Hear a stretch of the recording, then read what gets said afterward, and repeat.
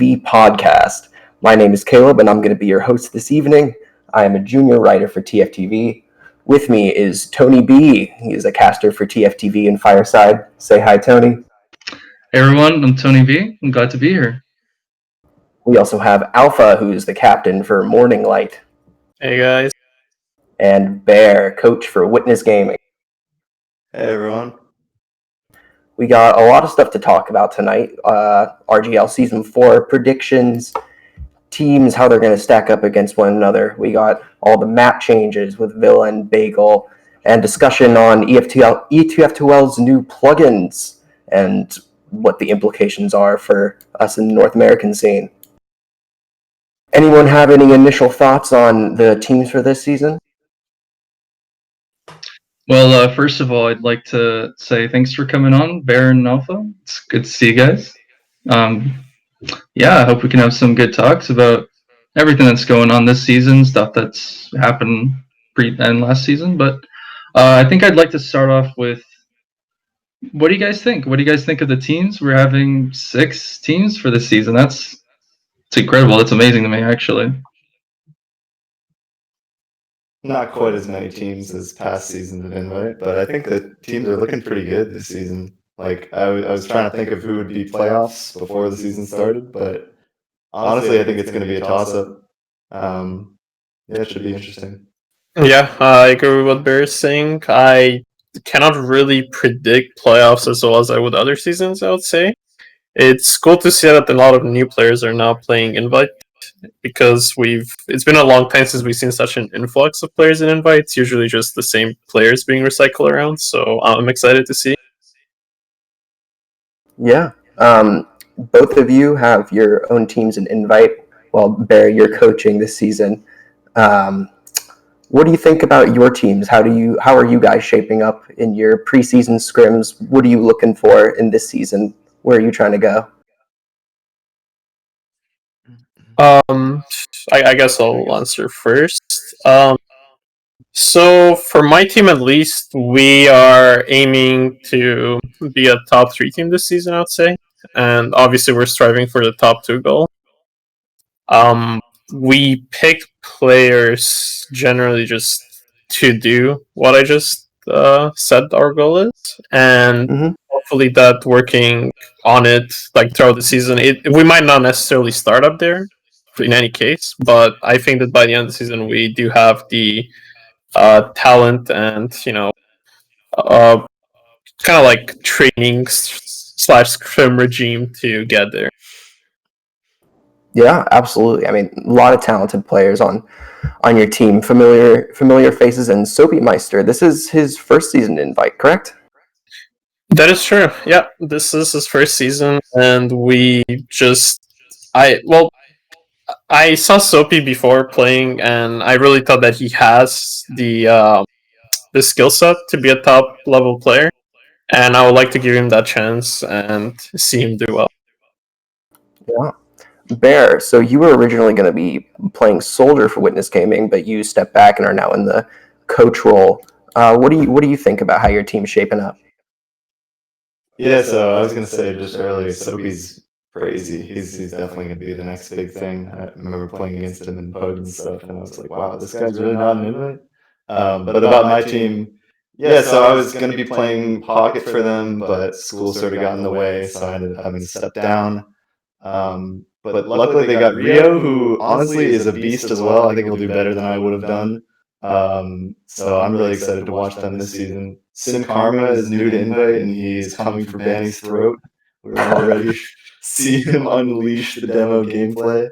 I haven't been able to be too attuned into how our scrims are going and all that stuff since I've been pretty busy. But once the matches start up, I'm excited to be watching demos and stuff. So yeah, I think they can, if they put it together, I think they might be able to even make playoffs. Given that all of them are newcomers to Invite, it should be definitely an uphill battle. But Yosh is a crazy good player and good caller, so I think he definitely has the potential to carry them into playoffs. And Sin Karma is a beast too, so like I think everyone on the team is going to carry their own weight.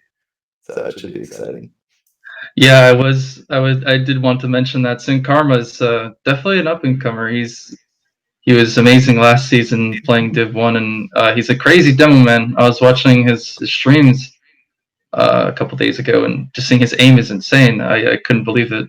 And I was just wanted to ask how what you think of this player? What do you think about his kind of like career coming into Invite, probably for the future seasons? How good do you think he's going to be able to make through Invite as his debut season? Yeah, I mean, it's sort of hard to tell, like, before he'd been debuted against invite players and playing in a full season. But I think he's got a lot of potential. I mean, I think he could be the next Habib if he grinds hard enough. Because he definitely has, like, the mental game there. Like, even just looking at how the team functions, he's definitely super keen to change how the team functions, change how play styles go. So I think with like a dynamic player who also has the DM ability, I think he definitely has the potential to break into top invite demo gameplay. So I'm very excited to see him be molded into a good invite demo. Just generally, it seems to be shaping up to be like a really exciting season of Invite, despite the fact that there are only 6 teams. That does give us the ability to have a triple round robin, though, so each team gets to play each other a little bit more than they would have previously, which, in my eyes, seems to be a good thing. And all the teams seem to be pretty competitive with one another, and I've been watching streams like you were saying, Sin Karma's stream. That man's insane. I was just watching him just run around on TR Walkway, and even then is just doing crazy things. And all of these players, really, I've seen do insane things. I mean, there's Tech, of course, the reigning champions for a long time now, and all of their players have proven themselves. Blaze is back. That's exciting. It's always exciting to watch Blaze play. He's got so much knowledge of the game. He knows his positioning, and it's really good to see a player who understands their role to that extent, just that much mastery over it. Yeah, he's definitely been someone that I enjoyed watching and just going over demos and seeing at LAN how he performs, and it's insane to me. He's such a veteran player. He's such a great roamer. Probably the best one in LA, arguably best one in NA, probably best one in the world. But I have much respect for him and many for these invite players. But I also wanted to mention that, what do you guys think about Ascent falling apart and breaking up a little bit? But we see like a low guy playing in Wonderwall now with Fruit, Rakuso, Howard. I could take that first. I would say that, well, first of all, I'm not surprised that happened to that team. I think their primary goal was to beat Froyo, and since that didn't happen, I mean, I don't see why they would keep playing.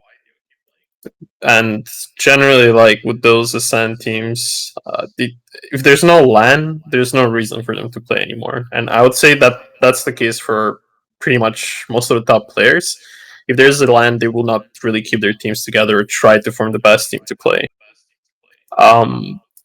Seeing Lol Guy though play on this team he's playing on right now, that was a huge surprise for me, because I really thought he would be playing with Yait's team right now. But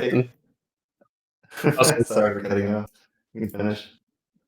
I was just going to say, in terms of the other players quitting, I've kind of expected that, and if I see any of them come back, maybe if the Yai team needs a player mid-season or something, I wouldn't be surprised to see that happen. Yeah, I was gonna say, I think if a LAN comes out in the future, once COVID is over, hopefully it ends eventually. I think I can definitely see those guys coming back and seeing Zaylor back in the game and stuff. On the topic of LOL guy joining that team, yeah, that was a surprise for sure. But I think it makes sense. I mean, at the end of the day, if you're playing games in quarantine, you might as well play with your friends and play for a chill team that you enjoy playing with. But it was very wild to see Howard just get swapped to scout. That was out of left field, because I was sort of talking to those guys and figuring out, I ranked for them a couple times, and it was like, wow, okay, I guess they got lol guy. But Howard scouts, it's nothing to scoff at, so should be interesting seeing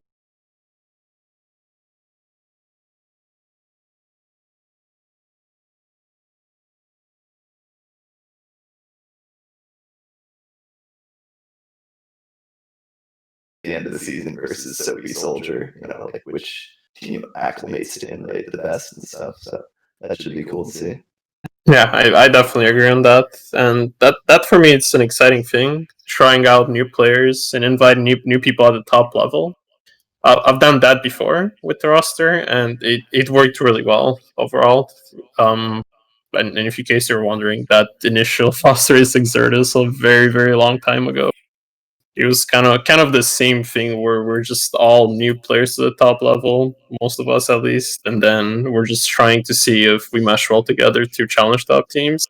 So yeah, I'm excited to see not just like Soapy on my team, but I'm also excited to see AZN because I've never played with him or seen him play. I think he played while I was not in TF2 at the time. So yeah, I'm really excited to see how those two players develop during the season. There are a lot of players I recognize and invite right now, but there are a lot of newcomers too. Like Law Guy, I mean, I wasn't playing the game for several years, and when I came back and started tuning in and paying attention this season, Law Guy has been a player that's stood out to me a lot. I mean, I feel like everyone talks about him all the time. He's just got those great mechanics, and he's risen so fast. What matchups are you guys most interested in seeing this season? I was talking to Shamu the other day, and he was talking about his team, Global Clan, and how they really want to beat Rakuso. And so I'm really interested in watching that matchup. Yeah, that'll be exciting. I think that's going to be the Trader versus the team that he left. Yeah. So that should definitely be a grudge match between those two. Sort of like when Patty left our team and we had to try to defeat the Trader. But yeah, that's a matchup I'm excited to watch. I'd say also Alpha's team definitely against that team too, just to see how Rakuso fares against Soapy and stuff like that. But really, all of the teams. I mean, the Shamu team versus, yeah, I don't know. I honestly think it's going to be a toss-up, and it's exciting to see that there's 3 matches instead of 2 per season between all the teams. So should be a giant question mark. Yeah. Oh, sorry. No, you go ahead.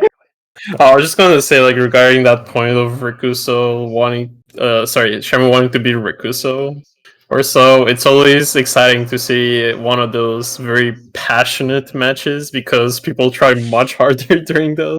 So I'll certainly be looking forward to that matchup. What about you versus Trip, Alpha? Are you guys gonna try and take it hard to kill the Trader who left your team? No, Trip didn't leave the team. Our team died. He's still the boy. No, I love Trip. I can't wait to play against the team. It's gonna be fun games. Yeah, I wanted to ask you, Alpha, how do you feel about playing Scout this season? Slumnish isn't playing, but you see Yite on Scout. How do you feel? How do you feel playing against, without Slumnish, just new, kind of like switching around a little bit? How do you feel? I mean, okay, I'll give you the off filter answer from my part, like my honest answer. Like, I really don't see a single Scout right now besides Benny and Eric as a threat, like at all. I've been playing this game since like 2008, and I gotta tell you that like I've seen a ton of crazy Scouts during that time. Like having playing against Clockwork, YZ50, Enigma, and Ruin, that was like the hardest TF2 I've ever played in my life. Anything after that, it's like I don't know. I also got better at the game since then. So for me, like playing against newer players I haven't seen before, like it's not as much of a challenge as before. Like I would say, yeah, they're really good. Yeah, it's really good. Slamish extremely good, but I don't feel that pressure. I would say I don't know. It's not the same as when you're playing Benny and like you're literally messing up one little thing and you're hoping he doesn't notice because he does notice every time. Same with Clockwork, same with Enigma, same with all the scouts. They will always notice what you're doing wrong. But I haven't personally felt against any other scouts I can't keep up with. Is that the big difference, do you think, between like these scouts that make you afraid and these scouts that don't, is the ability to punish mistakes when they notice them? Yeah, I would say so. It's like it's not the DM. I think DM wise, like okay, if I literally like practice really hard and like I put time in the game, I could have the same level of like same level of skill. But when I play against someone like Benny, who has like experience winning every single season, he's played every class pretty much. He knows exactly what to look for. He's basically predicting what you're doing at this point. It's like it's very hard. Again, especially like when you're in a match against his team, because he basically has the best people on his team for almost every role. So when you're playing against a team like that, it's really, really hard to not make a mistake. They force you to make mistakes. It's Yeah, sorry, go ahead. sorry about that. Well, I just wanted to add, yeah, Benny's a very technical player. He picks up like the best players around to mold them into even better beasts, monsters of the game. So excuse me, I definitely understand that it going up against them is a challenge, and I think I think it's a great challenge to learn and to grow from experience from. But I understand that most invite players who played against them have quit the game. Just they don't enjoy to get rolled by Banny anymore. They don't like it. Yeah, and like I understand that. The thing is, for me personally, I've been in the spot where I did beat Benny before multiple times, and yeah, maybe I haven't won the whole thing, but I still went. I still have my 16-0 season. So just basing on that, I know it's doable. It's not impossible. You just need to persist at it really hard. Yeah, I guess what can you really say to up and coming players who might be forced into invite or would actually want to become into invite players to experience the top level of TF2? What do you have to say to them? I would say that top invite TF2 is a very, very fun thing to do. And if you're really serious about it, you can definitely get good. You just have to put a time in it and be patient. And before practicing and everything, you should always just watch what the top players do and try to replicate. That's how I got better. I was just watching top players on their best roles, and then I just started playing against them a lot. Yeah, it was really interesting to me because a few years back, I used to talk a lot with Low Guy before he was an invite player, and it it's like I come back to the game and Low Guy's playing for Ascent. I'm like, what happened? He's crazy now. What happened? Yeah, I have to say that I really admire Lal Guy's persistence to play Matic, because he is probably the only person who is at a top level playing Matic and still plays almost every single pug I see him and he plays Matic. It doesn't matter. Is the pug bad? He'll play Matic. Is the pug good? He'll play Matic. And that's pretty crazy, because that's one of the keys. Like if you want to keep maintaining being good, you have to keep practicing it, and he really puts in the work for it, and it shows. I admire pretty much, every team that's playing now, every player at a top level. You got to be dedicated. You have to be passionate about the game.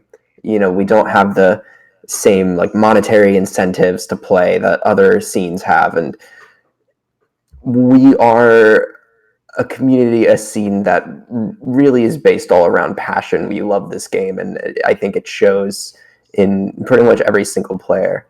Wanted to ask about the triple round robin this season, because there are only 6 teams. What effect do you think that's going to have on the season? The teams, facing each other 3 times rather than 2. Which teams do you think are going to benefit from that? I mean, maybe it's too early to tell, but Bear, what are your thoughts on that? That's a good question. I'd say it really shouldn't ever benefit anyone but the better team, because at the end of the day, as you get more matches versus another team, it's more indicative of who the better team is. But I think in terms of which maps you play and stuff like that, I think it'll be really a toss-up, because it could be that you're the home team and you get to choose the map for the first one, and then suddenly you're put on an uncomfortable map that your team doesn't do as well on. And then I think, yeah, I don't think really any team in particular should benefit from the round robin style versus the regular style. But yeah, I mean, Froyo will of course be very consistent. I think it should definitely be harder for the newer teams. Like I think like Alpha's team and the Lol Guy teams, those will both have a lot of time to like get better and sort of improve over time, but it'll definitely be like, who can improve in the first 2 weeks because you're playing each other in the first 2 weeks. So I think it should be interesting to see like which teams actually improve for the first match versus each other versus, maybe they beat them the second 2 times, but if you end up losing a couple early matches against teams you shouldn't have lost to, like that can kick you out of playoffs. So I think it'll all be about the consistency. Yeah, I definitely agree with Bear. It is consistency is the key to this, and from my point of view, there's actually another factor in play here. Well, okay, I've seen this multiple seasons. So if you have like more matches that are really hard early on, you might get really demotivated to play the game. So that's what I hope doesn't happen, because as we've seen last season, a team Yep. instantly died after they lost the match. I don't want to see that. I hate seeing that. So guys, if you have hard matches in the first week or two, like don't fret, it'll be easy after that. And I'm saying that from the point of view of someone who has had Froyo or the number 2 team every single time, every season ever played of TF during the past 10 years. That's been every season I played. And it doesn't matter, because you will play the teams you think you're going to beat or you can beat after that, and you'll have easier weeks. So just, pile through it and you'll be fine. Yeah, last season we got a 0-10 start. Alpha and I did. We played Froyo and Ascent, and we were very demotivated for the fact that we didn't even get a single round on the first week. But you can't let that get to you. So yeah, I think it'll be interesting with only 6 teams though, because someone will have to play Banny in the first 2 weeks, and it will not be very fun for whoever that is. Someone new in his jug. Yeah.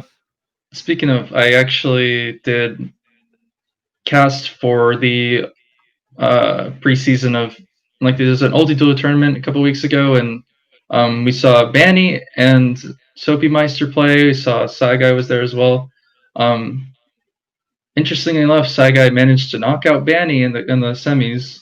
That was Wow. everyone was so hyped about that, and we saw grand finals that Saigai managed to pull through. And I talked with him in an interview right after, and what he was thinking about the next season of Sixes and how he was feeling about Invite. And he was just like, "Well, I'm feeling really, really strong about this, and going to fight Banny again, he's going to have to rethink how he plays against me." So a little bit of banter there between the two, and you love to see it. This little, this little family, this little community that we have going for Invite is definitely interesting to watch from the sidelines, but also interesting to see how they interact with each other.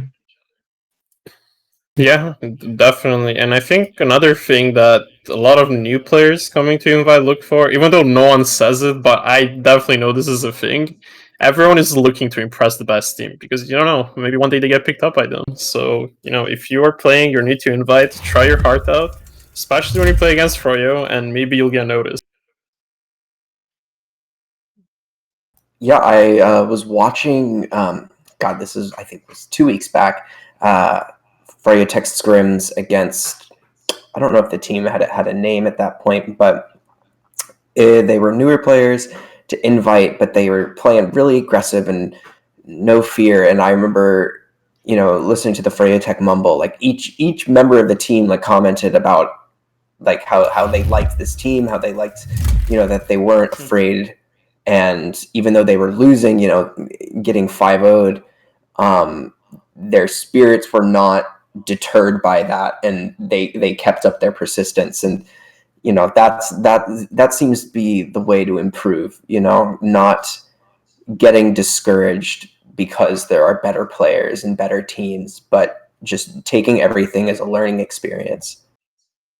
Yeah, for sure. I mean, like I remember watching some of those streams as well. I think it was Sin Karma and Perfection playing against Froyo a whole bunch of nights in a row, and I was just like surprised to see they went all night. Like they went like definitely more than 3-4 maps. So that's like coming from new players who are really that keen to play against the best team in the world, not getting any rounds against them, maybe getting 1 or 2, like maybe you wipe them on mid and collapse and win the round off that. But like that's definitely some like mental game that most teams don't have. So any of the players who are actually keen enough to do that stuff, I have a lot of respect for. Yeah, I would say that even if you lose against Froyo, it's not necessarily like the depressing loss every time. There's moments where like if you get a round or two or you're having good fights, you'll certainly feel like you were doing something right. And if you can do something right against that team, that means you're on the right path. Like last season when we were playing a match or a stream against them, and we were having some really good back and forths. Like I think one of the matches it was for the Yams Cup. We were up 3-2 against them actually, and I know it wasn't stream, but we we were feeling really good about that map when we were playing that. And we said, okay, going into playoffs, 100% that we can pick whatever maps we're doing really well on with Froyo against other teams.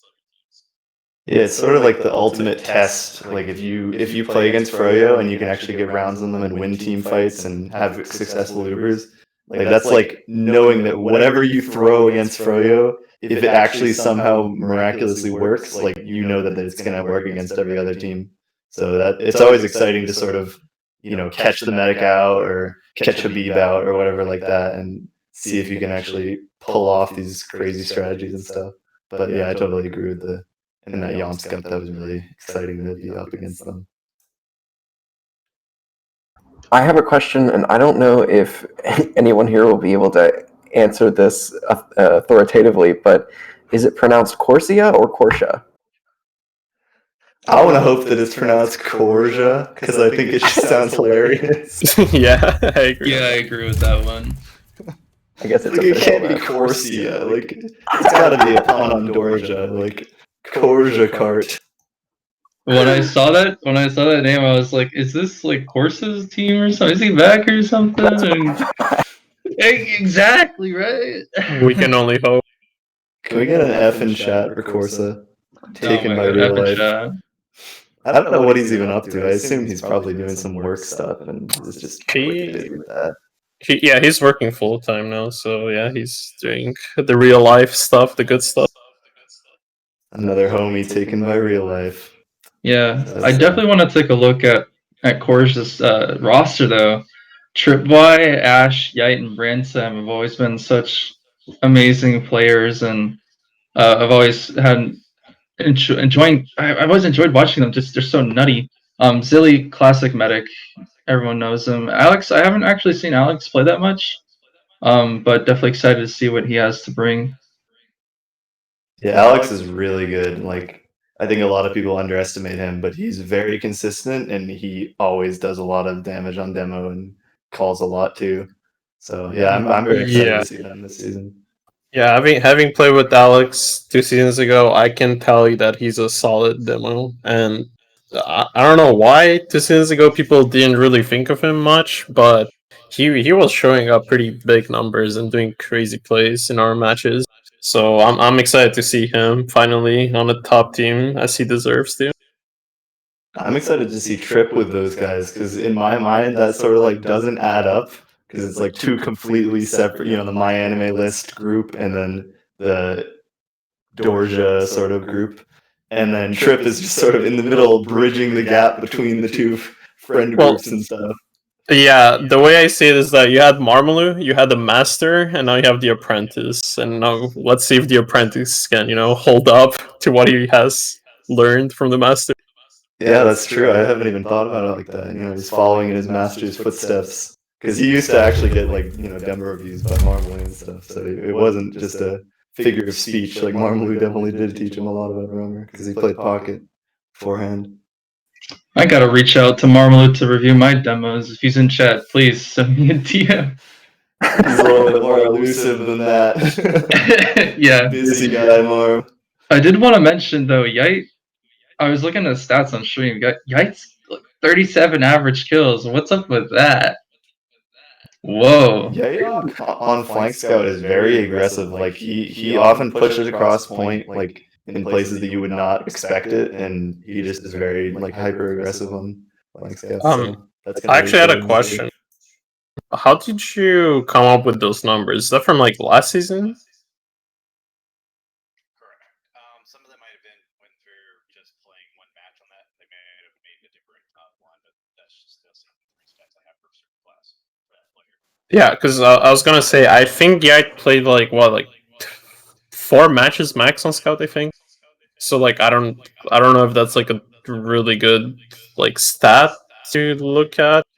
Because I mean, let's say you played 4 games against like the worst teams in Invite, and then you went extremely ham. Like I wouldn't say that's like a really good like way to look at it, but I think he certainly puts up those numbers consistently or up there. But I just wanted to point it out. Sorry. No, it's important to point out just to contextualize the information. We have all these stats up.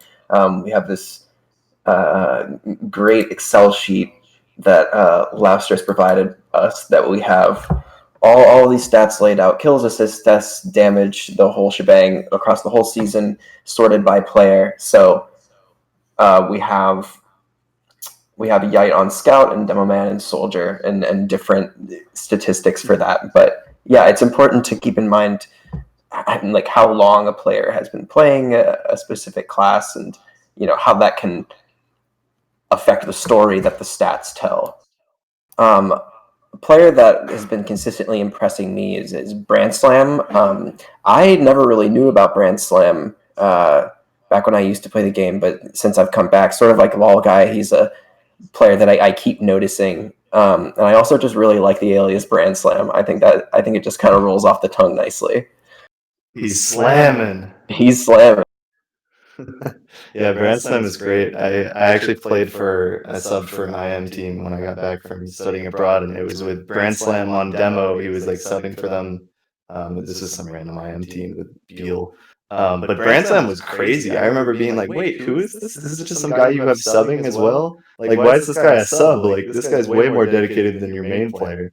So I remember my diagnosis when I played with them was just to say that this guy is going to be big. So then the fact that he's switched to Scout, it sort of reminds me of Max, just a crazy pug player who switches his Scout from Domain and then does really well in Invite. So yeah, he's definitely going to make some more strides. I mean, last season he was like kind of the MVP of their team. I mean, Marmalou was really good too, obviously, but Branson was definitely getting the consistent kills and playing with his medic well. So yeah, he's really good. Yeah, no, just to second on that, it's definitely like as Bear said, he's probably the strongest player on their team last season, besides Marmalou, I would say. Like when we were playing our playoff match against him, it really felt like he was just doing a lot, and I could tell just by the actions he was taking, he was calling a lot for them. When I used to rank for the team he was trying to make 2 seasons ago when he was playing demo and he had like QQ Scout, and I ranked quite a bit, and I was like really impressed. He is such a good main caller, and he's like so versatile that he can play demo and scout at a really high level. That's honestly not easy to do. I want to talk about, we've kind of gone down the line of talking about the different teams in Invite. I want to talk about Global Clan. So this is the evolution of the microwave from last season. And like I said, I talked to Shamu earlier. I talked to him for a long time because I'm going to be writing the article about this team. And have you guys played them in scrims, alpha? And what have you thought of this team? Yeah, I've been streaming actually with them because at some point I was trying out for them, and I also ranked against them. So, well, it's quite different because they kept stopping players in and out quite a bit, and now I think they finally settled on a roster that works pretty good for them.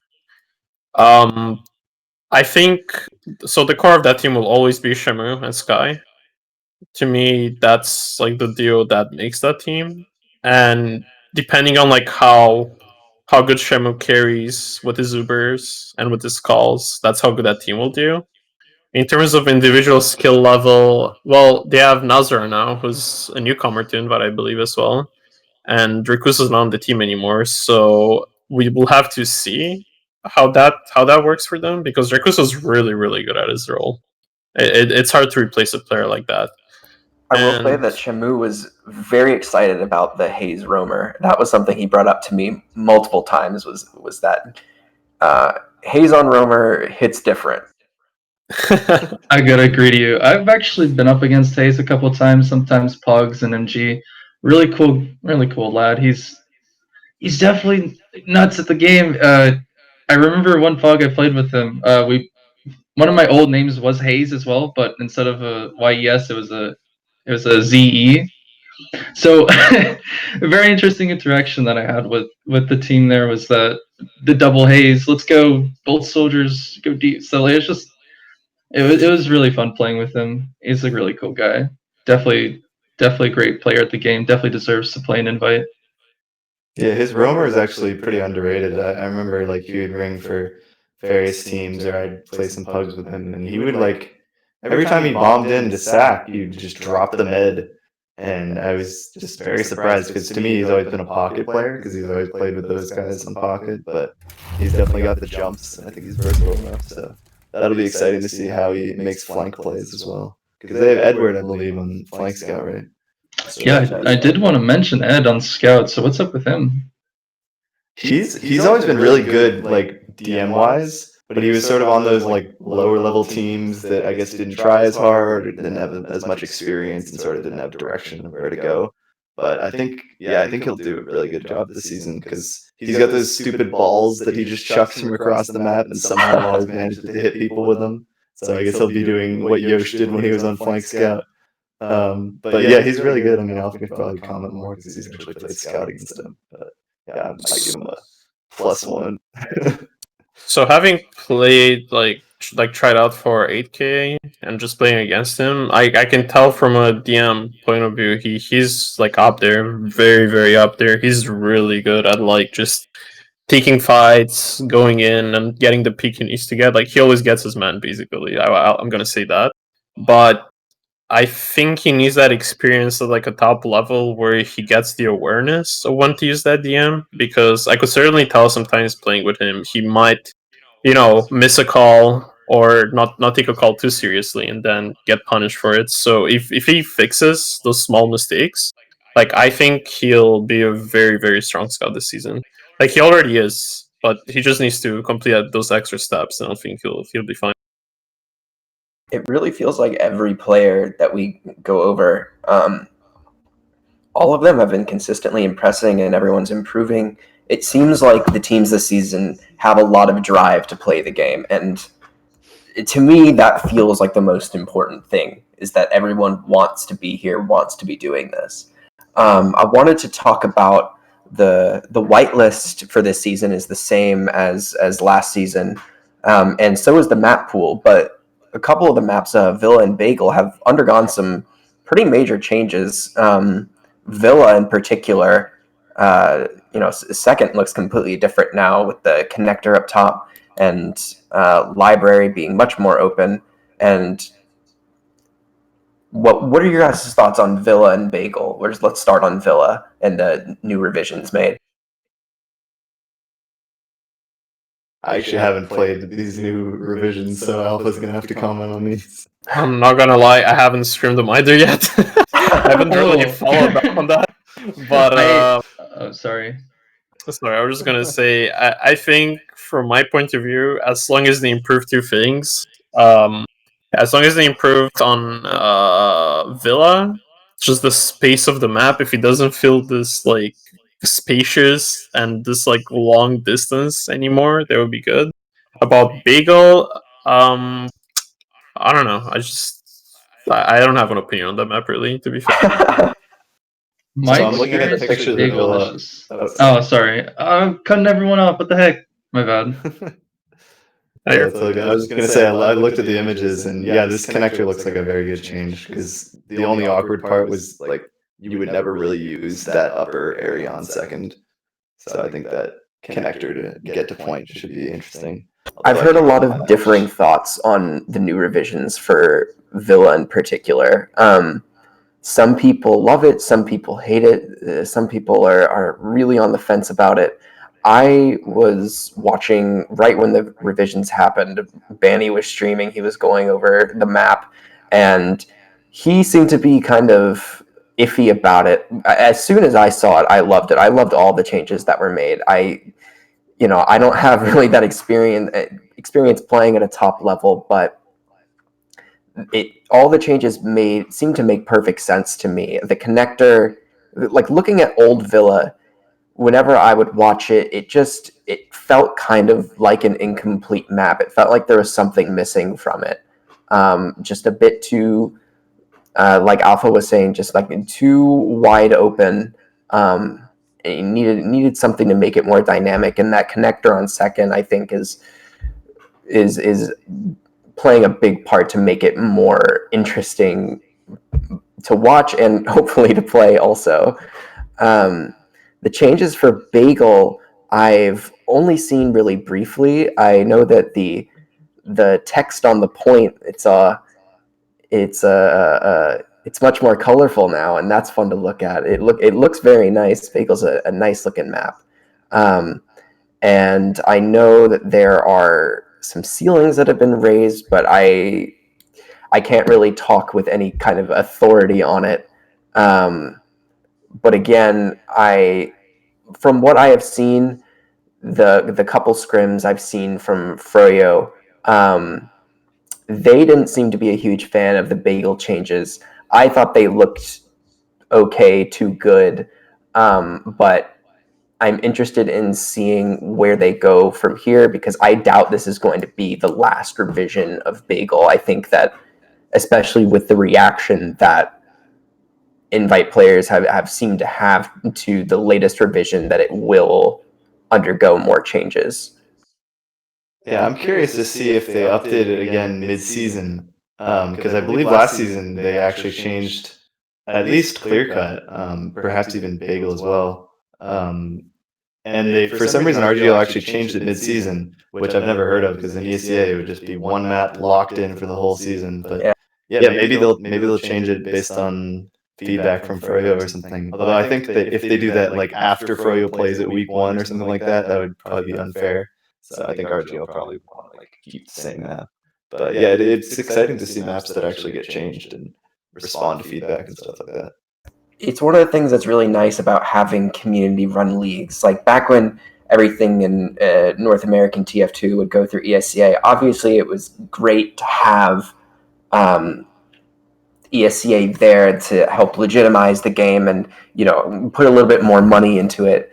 But now that we have RGL, it allows us to have that more flexibility. It allows map makers in particular to respond to changes quickly. And we're also seeing in Europe with ETF2L, they're being, you know, they're experimenting a lot with changes. I don't know if you guys have seen Baron Alpha, the new plugins that they're using that, you know, have the potential to change the way the game flows in a pretty major way. Huh. I actually haven't seen any of these plugins. Do you want to give me a TLDR? Yeah, I'll link you to the Google Doc. Cool. Yeah, I was just gonna say I've seen them and I've read them, and I think that's I respect what DTF2L is doing. Like I fully advocate for them. Yeah, one thing that I was really interested in getting the opinion from Bear was that one of the plugins that ETF2L is currently experimenting on is the removal of the medic attach speed, actually. So this means that medics no longer run at the speed of their heal target. Huh. So how do you feel about that one? That's exciting. I remember in preseason there was some testing out of that whole pro mod stuff, and Alpha and I actually named our team Pro Mod sort of as a joke, pretending like Pro Mod was being implemented in NA. But yeah, that'll be cool to see what the medic attach speed change does in Europe, because hugging it was interesting because Pocket Soldier could actually run shotgun and could play more Healy centric. Whereas in the current meta, Pocket Soldiers can't really get heals. They sort of have to like be the second roamer and have the demo take most Ubers. So I think going back to that might actually be an interesting change, just to spice things up and like allow for more pocket centric Ubers, and because demo men can go super deep right now and the medic can catch them. And you could argue that that's, I mean, we've all gotten used to that way of playing, but I think it's interesting to see like the sort of more old school style where medics have to sort of be positioned properly to leave while also balancing, you know, being in position to heal their teammates. And I think it makes you rely a lot more on surfing, whereas with the current speed, it's like you just attach to a scout. It doesn't really matter if you surf that much, because if the big problem is if you just miss a scout, but without the attached speed, I think it sort of makes it more mechanics based, where you actually have to hit the surf and position yourself correctly. Yeah, I agree with Bear. Like I played medic back when this was the meta. Like you didn't have scout speed, and I'll tell you that having playing medic at a top level back then, it was insanely much harder than now because you had no escape options other than just your own surfing skills and just reading the situation, what's going to happen. I think that this is a good change, and it certainly influences medics to be better at the game because I see a lot of people now, they're just relying on a scout, and I do not like when I hear my medic saying mumble, "Where's my scout? Why weren't you here to get me out?" And to me, that's just you don't need a scout. You just need to know when to get out. And yeah, sometimes maybe 10-20% of the time, maybe a scout can help you do that, but you shouldn't rely on that. You should just know. You should be the one calling for your scout to do that. Yeah, for sure. I definitely agree. Yeah, and speaking of the surf mechanic, it's Mr. Slynn has always been an advocate for how the importance of surfing is for medics and how he goes into detail about that. Shout out to Mr. Slynn, by the way. He's a very big figure in the TF2 community, helping new players get used to the game and learn, and especially up and coming medics. So yeah, it's very interesting to see these plugins. I mean, Alpha, for you, you've played every class relevant to sixes and probably even more. But for Scout here, the winger jump bonus it doesn't really apply anymore unless it's fully deployed.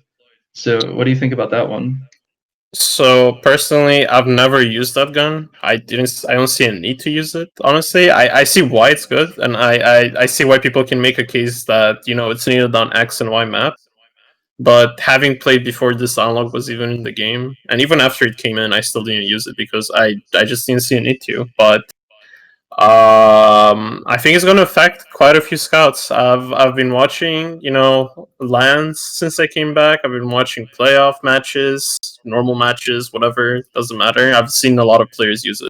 A lot of top players use it. And if you rely on that weapon for your movement on maps like, let's say, Gully, or I don't know, maps that require you to get high ground, which is very quickly, I think that that might be a huge step you need to take to stop doing that, because once you develop kind of a play style like that, it's hard to get out of it. And that's why I choose to not rely on unlocks like that, because I know that it's gonna come the day, or it's gonna come the situation where like I can't use it. So what am I gonna do in that situation? Like, what am I gonna rely on? So I might as well just be consistent with what I know I'm good at right now. That makes perfect sense. I wanted to just for a second go back to the medic attached speed discussion, because so I know that there are definitely very valid reasons for wanting to remove the medic attached speed, but some arguments for keeping it. Does removing it slow down the game, slow down the pace of the game? Does it make medic less interesting to play, less fun? Obviously, this is going to differ from player to player, but presented with arguments for keeping the current medic speed boost, how would you respond as opponents to the change? I definitely advocate more for non-scout speed, just reverse back to what we used to have. And I'm only saying that because I think the scout speed, it's not necessary to have the game be more fun or be faster or anything like that. I've seen like 0-1s or even 0-0s for 30 minutes going on with scout speed. So that's not really an argument, I would say. I think that the reason why the game would be better without it is, and it would still be as fast, is because you can still get wiped out. Like your medic, if he doesn't have scout speed and there's no scout speed heals chasing him, it would be the same thing. Like he still has a chance to get out, because people won't have the ability to have heals while they're chasing. Like they're really low. Like imagine like your scout's low chasing him, and you don't have a medic like right behind you to chase with you. it's going to be harder, and it also gives the teams a chance to defend less now. So like it could be argued both ways, I would say, but mostly from experience, if you are good and if you're playing the game properly, you can roll both ways. It doesn't necessarily mean that removing scout speed equals stalemate. Like I really disagree with that. Is that a change that you would be interested in seeing applied to RGL, North American TF2? Honestly, I wish so. I've had way more fun playing the meta back then than now, but I mean, it's up to everyone else. I've already made my stance clear on this multiple times. I would really like to have the scout speed removed.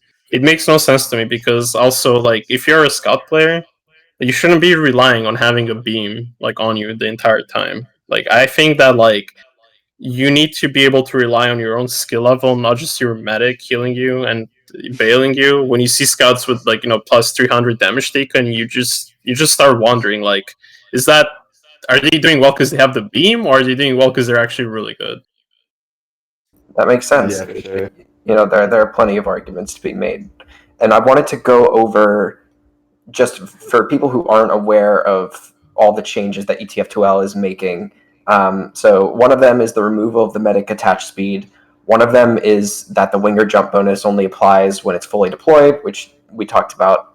The third one is gunboats always apply. So gunboats currently don't apply the damage resistance when you're shooting enemies, but with the plugin that they're implementing, they do.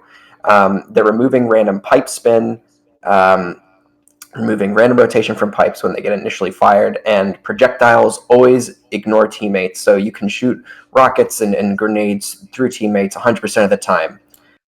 So those are, theoretically more minor changes than the medic attach speed, which is the big topic of conversation. But I wanted to hear your thoughts on the rest of them.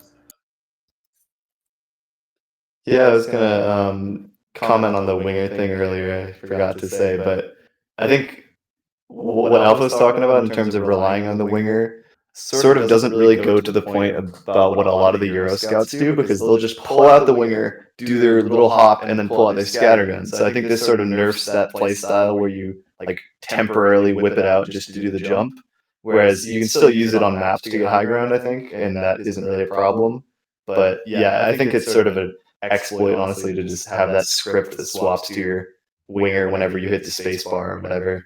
So yeah, I think that's a good change. But on the topic of the gunboats thing, I'm a little bit skeptical about that. I'd like to see sort of a trial test in NA at the very least, just to see what all these changes would actually do, because you can't really gauge them unless you do an actual cup with it. Like, I've played some pugs with it, but it doesn't really say that much. But I was gonna say, I think with the gunboats change, it sort of buffs a soldier doing super high bombs, like for example on Metalworks, going all the way to the sky, then landing and doing a sink.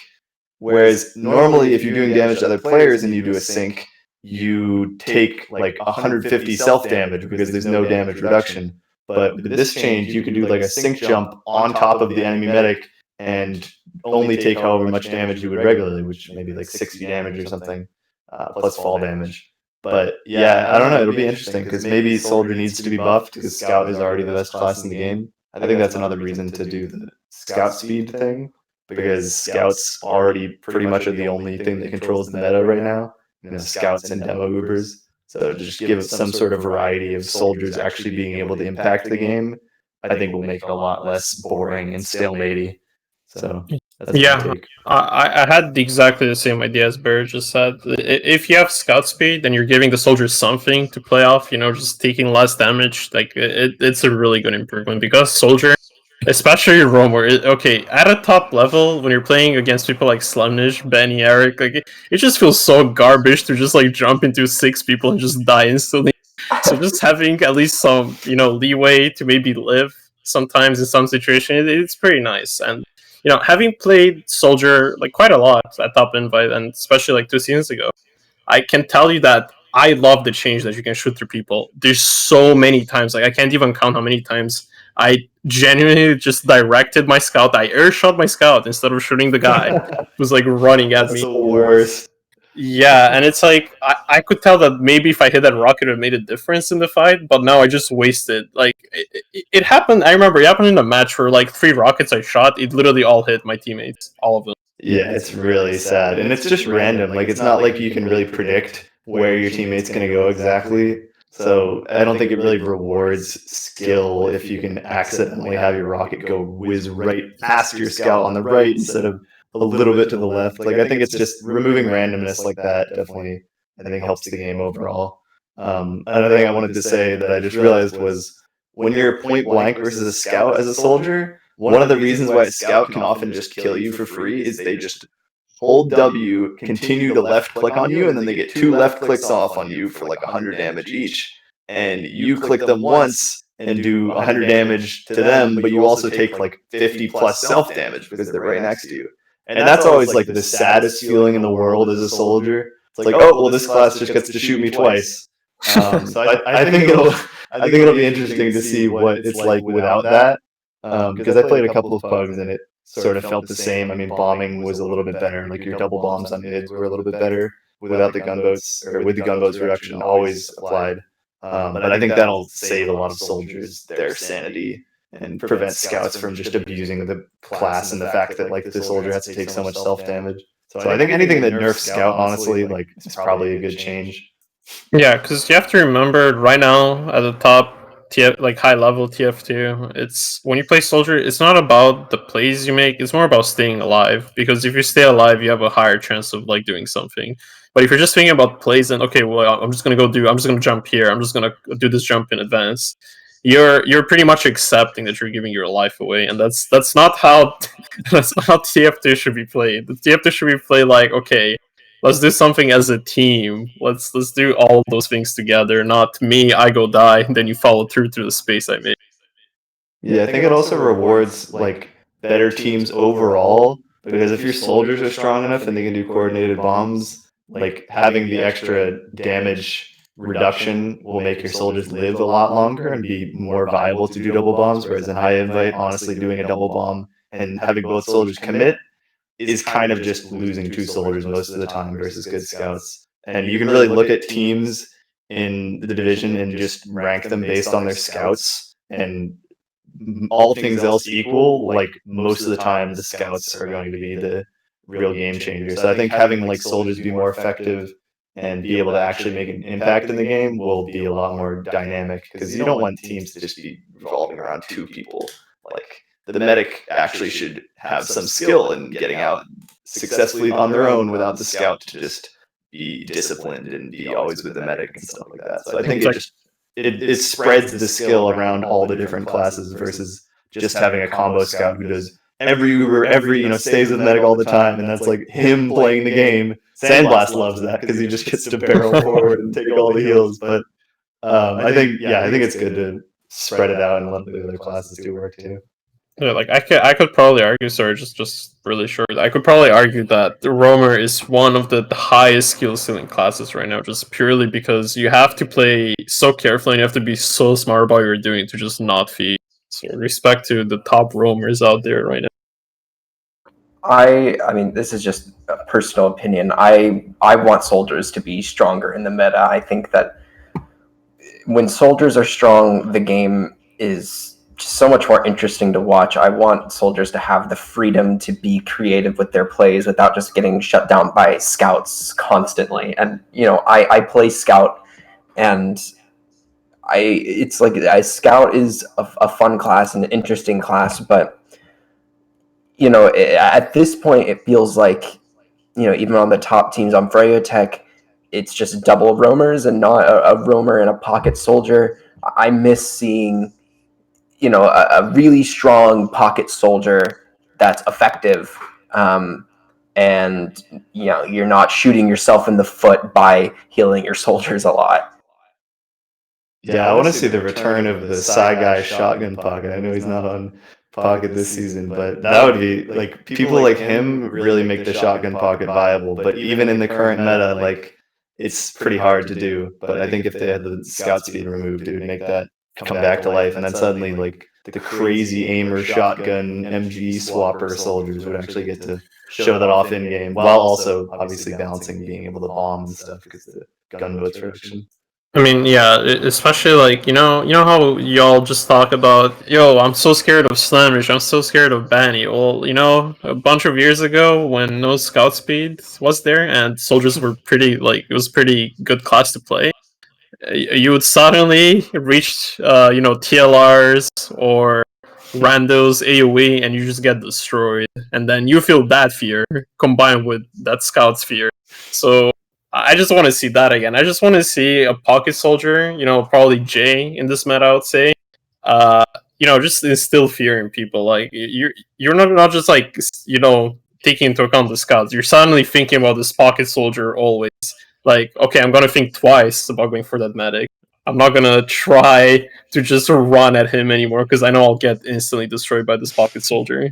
At least that's how I felt back then. Like I was just playing someone like TLR and like, yeah, he won't miss on you. He'll kill you every time you try to do that. I mean, if there's any soldier in the current meta who's able to inspire fear, I think it would be Jay. I've seen that man do some truly horrifying things. When I was talking to Shamu the other day, he said that Jay is probably the most mechanically skilled player that the game has ever seen, and I know that might be a controversial statement, but I would say that he certainly has a claim to it, if not definitively. No, I agree. He's like, I would say, just from a personal point of view, it's like the only soldier, at least last season, besides Marmol and Laz, but mostly him. I'd have to generally make a mental note of what he's doing, and I don't do that for like almost any player in this game besides Banny, I would say. And like I'll just have to think exactly about what he's doing, so like I don't get destroyed or my mat just gets destroyed, because he takes every opportunity he sees, and he has the mechanics to back that up, and that's like the most rare thing in this game. To be able to take those opportunities and like just follow up and straight up destroy people on those. Like, have you seen what he did with the spoon in the final match? It was disgusting. Yeah, like that is just you can't challenge stuff like that if you're not constantly making a mental note of what that player is doing. You need to watch out for that type of stuff. He was having a feast with that spoon. But yeah, I definitely wanted to see the comeback of not Shotgun Roamer, Jesus Christ, Shotgun Pocket. Where it was so dominant Guy's playstyle, but we also saw Lansky and a couple of other teams on like back in the day, I-49, I-52. It's so powerful of a playset, but nowadays we just see so many scouts are just dominating the meta. But sometimes we do see like a pocket run the shotgun at a high level, but it's like very map oriented. But it's like you see it more so on goalie wash rather than process or sunshine.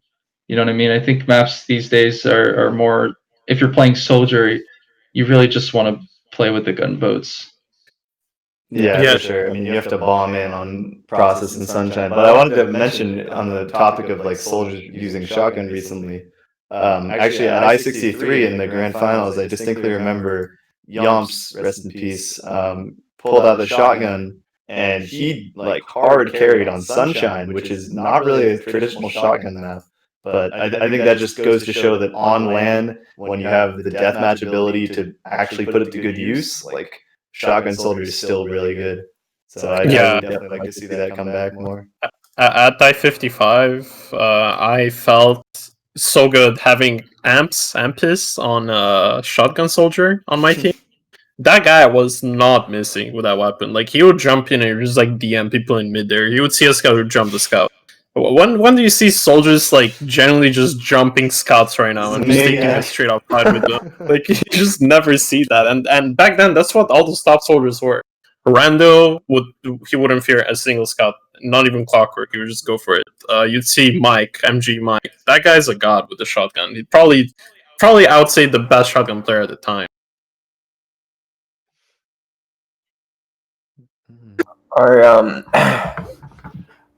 I mean, there were a couple more things on this list set to talk about, but we have been going for a while, and I don't want to keep everyone everyone here. I don't know if you guys have places to go, but before we went, I wanted to just get some predictions on this season of Invite.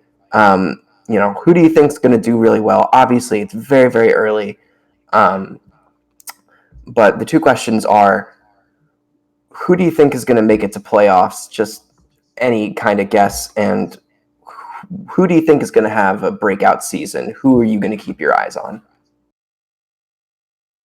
Well, I could give you my top four, I guess. Fryo, obviously. And I think they'll probably win again, like 99.9%. Next, Dorsha, or Course, yeah, whatever. Corsha. That team. Yeah, I think they'll they'll definitely make it. They have all the top talent on that team. They can definitely do it. I think our team has a really fair chance at it. I think it depends on us just not choking the matches we need to win, and we can definitely make it. And then I think the other spot will be like kind of a toss up probably, and I think it will be like I honestly think like any of the teams that are right now like an invite like can probably make playoffs if they have a good streak. Like Witness gaming team, they can make it. Shamu team can make it. Fruit team can make it. It's just like it's such a toss up because you don't know how those teams will play against each other once they have practiced enough, and you haven't seen most of them like prove themselves in invite. Like my team and course, Dorsha, Corsa, whatever. Like them, like you've seen both of our teams have people and core players like get playoffs consistently before. So that would be a safer bet. But those other teams, I don't know. I honestly think probably Howard team, if they're consistently practicing, probably maybe.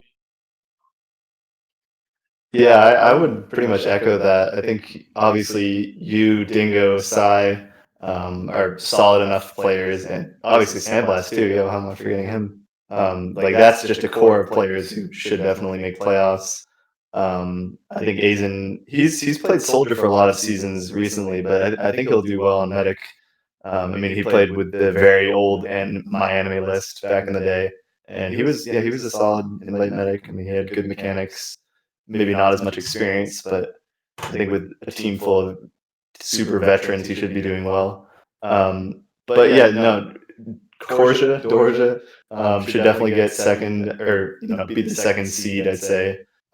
Maybe your team Alpha will try and upset them and be the second seed, but I think like in terms of players and their histories and experience, like everyone on that team is very experienced, and they should definitely be up to what it takes. And then the fourth place is like sort of a toss up. I mean, echoing what Alpha said, obviously all the teams are very talented, and I think it's going to be hard to tell. But yeah, I think the Howard team has a lot more experience in most of them, and I sort of like. Obviously, I want my team Witness Gaming to make playoffs, but it's sort of a long shot with that many new players. But I think honestly, like Sin Karma might just have a breakout season, and he might like drop 500 DPM in these matches and have crazy stats. And I think it's definitely possible for them to make playoffs. Shamu's team, on the other hand, too, like Shamu's very consistent. He's very good at leading teams, getting newer players to work together. And then they have Chunky still. Chunky left the team and was on Dorja for a little bit, but now he's back and he's a beast of a player. So I think like none of these teams should really be underestimated, and I think it'd be some very some close games between all of them. So yeah, I would say in terms of my guess though, I'd say Shamu, honestly. I think like that core has been around for so long that they have the upper hand over Howard's team. Yeah, I think they just have like the teamwork together. But honestly, Law Guy is crazy good, and I would not at all be surprised if he led that team to even like contest for third potentially if they end up going uphill as much as they would hope to be. But I honestly have no idea how good Howard's scout is against invite players, so that's sort of how I'm apprehensive to rate them as top four right now. But I mean, having a medic brain on scout means you'll play with the medic and know how to play proper scout. So as long as you grind the DM, I think anything's possible. Yeah. Do you have any breakout player predictions, Alpha? Breakout player predictions. All right. Soapy, 100%. Like, okay, I've tried this guy out against upper teams. We played all the top teams besides Troya with him. He's solid. Like, I think people will be really surprised to see like some of the matches, like what he'll do. I think I'm excited to see Caps actually. Like, I think Caps is really fucking good. Sorry for saying, but I think he's really really good. And I'll be excited to see him play. Just I'll give two more predictions. Excited to see Sin Karma, obviously the most anticipated player to reach invite, I would say, this season. Always cool to see him stream and see how he plays, and I think he'll do well because he grinds the game hard. And my last prediction, I think, trying to think, actually Rio Soldier. I think that's gonna be a really like good player to watch. I've tried out with him on like Shamu's team, and I was really impressed. His calls are really good, and his DM is solid. It's really, really solid. Yeah, I don't want to toot my own team's horn too much. Well, my teammate coaching's horn, but yeah, Rio is crazy good, and I'm very excited to see them. I think Smiles is sort of a unknown for a lot of people, but he played Sniper back in the day in Highlander, and he's sort of played last season in advance. But when I tried out with them, like the very first night, I was like, wait, who is this guy? How is he like actually dropping these numbers? Because he was doing like on par with Yosh on Scout. And Yosh obviously is in so many like top 4 seasons. And so I think he's going to have a breakout season, honestly. I believe in him. I think he's like under the right guidance and having the right team framework. I think he'll do really well. One thing I wanted to say is when mentioned earlier about the Froyo scrim sort of stream things saying, oh, this team does well, this team does poorly, this player is not as good. We watched the VOD playing against Froyo, and they were just like, wait, who is this guy? When they're playing against Smiles, and it was like his name was Dirt Boy, and Eric was just like, who the heck is Dirt Boy? So I think he'll have some other matches like that where he just like goes big, and then Froyo is just like, wait, what? Who is this new player? I've never even heard of him. So I'm very excited to see them. But on other teams, in terms of breakout players that I'm looking forward to, I think Soapy definitely, as Alpha said, and also Pissy Demo. He's got really good DM, and he's a smart player. So I think he'll actually surprise a lot of people this season. Like when I rang for them, I was surprised that he sort of, given that he didn't even play demo in the past, he played like Soldier, and he was sort of MG jumper. He really surprised me. So I think he'll have a breakout season along with Caps. Yeah, I definitely got to agree with you guys are talking about the predictions of playoffs. I got to third that. I got to echo that. In terms of breakout players, definitely looking at Soapy Meister and Sin Karma. A few days ago, I had the opportunity to hop in a mumble and talk with Soapy and ask him a couple of questions of what he's thinking about his team, what he's thinking about the season. So like just going into it, and he's pretty adamant. He's pretty excited, and definitely grateful to be able to talk and play with Alpha. I had my own experiences MGing some of these players, and I gotta say they're nuts. I mean, sometimes I remember a couple of years ago, Vanny just floored me. I played a little bit with Hayes. I played a little bit with Soapy, a little bit with Sai, but a little bit of Sandblast as well. But yeah, these players definitely best you can get, and I'm really excited to see what they have to offer.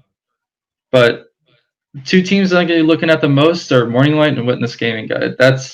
These teams are looking really stacked, looking really flashy, and definitely, just got to keep my eyes glued to them. Woo! Go Witness Gaming. I feel like there are so many breakout players to look at. All of these teams look like they're poised to do very well, that they all have the potential. And I'm really, really excited for this season of Invite. I think it has the potential to shape up to be one of the best we've had in a while. With that said, thank you all for joining us, both our guests and our viewers. Shout outs to Louster for putting together this big stat sheet and all of these little pointers for us. It's been a big help for me, I know, and it's really Mr. impressive. 200.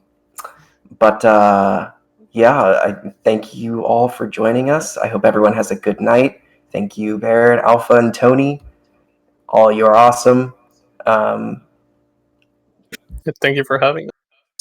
Yeah, thanks for having us. Shout out to Pops for sponsoring our team. Thank you so much, Pops, for giving us the chance to represent Morning Light. And shout out to the boys on Mal from last season. Still really thankful for having played on that team, though. That was so fun. Yeah, that I'd was like to make a awesome. correction. It's pronounced Looster, not Louster.